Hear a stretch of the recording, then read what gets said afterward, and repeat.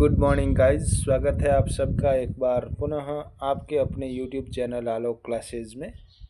आज के इस वीडियो में मैं आपके बीच एक बेहद उपयोगी जानकारी लेकर पहुंच रहा हूं, जो कि 8th CPC 8th सेंटर पे कमीशन 2026 उससे रिलेटेड है।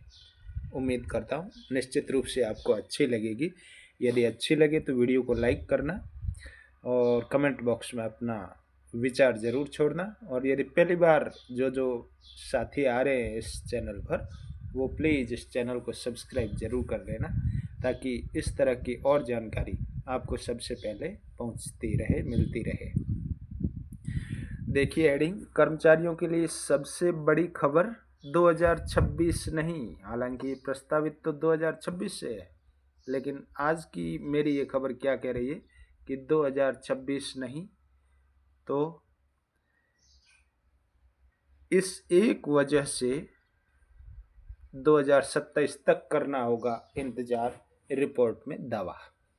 यानी 2026 में पे कमीशन नहीं आने वाला है, 27 में आएगा, या हो सकता है उससे भी लेट हो, लेकिन जब भी आएगा निश्चिंत रहिए और मान के चलिए लागू 2026 से ही होगा।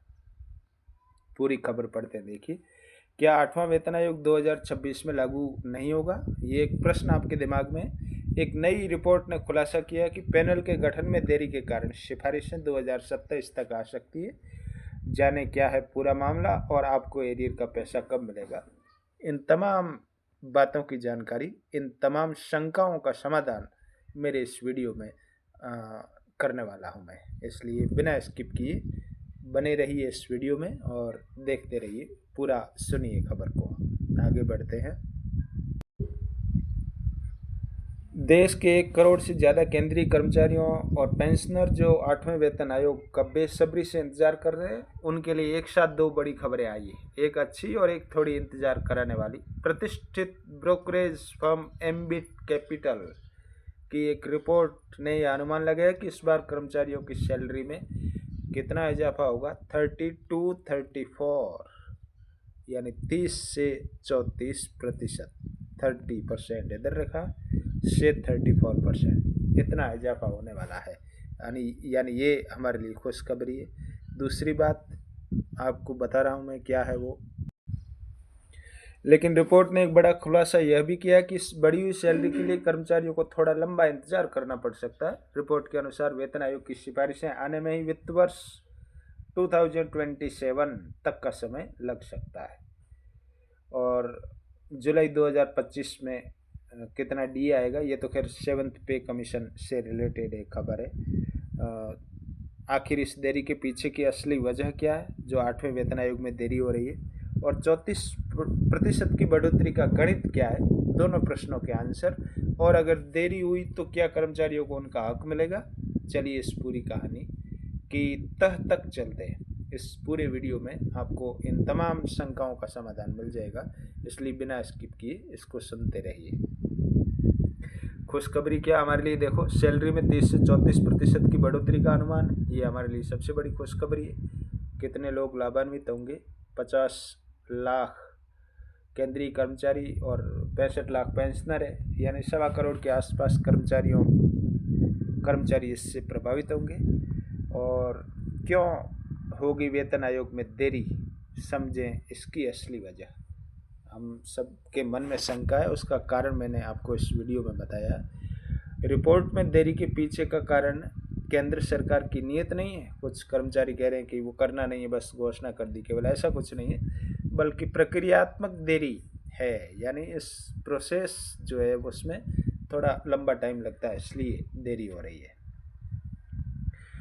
नंबर 1 देरी का कारण देखो, पैनल का गठन ही नहीं हुआ।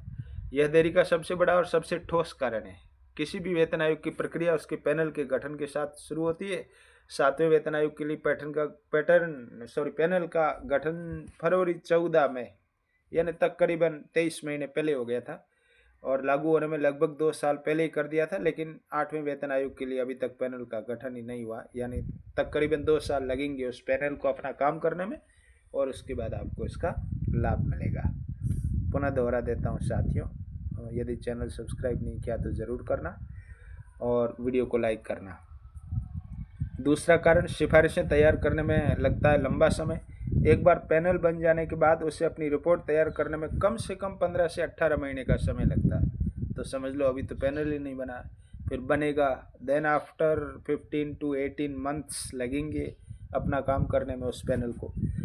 पैनल देश भर के विभिन्न कर्मचारी संगठनों से मिलता है, मंत्रालयों से डेटा लेता है और फिर एक विस्तृत रिपोर्ट तैयार करता है, और यह एक बेहद जटिल और लंबी प्रक्रिया है, इसलिए समझ सकते हैं देरी। क्या कहता है रिपोर्ट का गणित? फाइनेंशियल ईयर 27 तक इंतजार। एम्बिट कैपिटल की रिपोर्ट इस प्रक्रियात्मक देरी के आधार पर एक नई टाइमलाइन पेश करती है। क्या अनुमान बताया देखो यहाँ,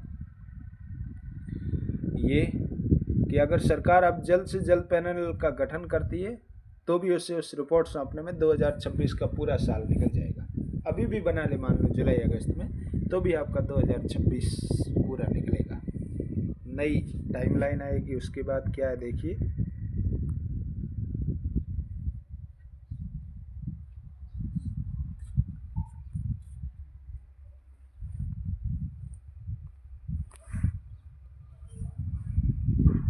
रिपोर्ट में संभावना जताई कि वेतन आयोग की सिफारिशें वित्त वर्ष 2027 में आ सकती है, जिसका मतलब है अप्रैल 2026 से मार्च 27 के बीच। कर्मचारियों के लिए सबसे बड़ी राहत लागू 1 जनवरी 2026 से ही होगा। ये हमारे लिए सबसे बड़ी राहत की खबर है, जो कि अच्छी बात है। अब आते हैं सबसे महत्वपूर्ण सवाल पर, अगर सिफारिशें 27 में आएगी तो क्या कर्मचारियों को 26 की बढ़ी हुई सैलरी का नुकसान होगा? इसका जवाब है नहीं, कोई नुकसान नहीं होगा, मिलेगा पूरा एरियर।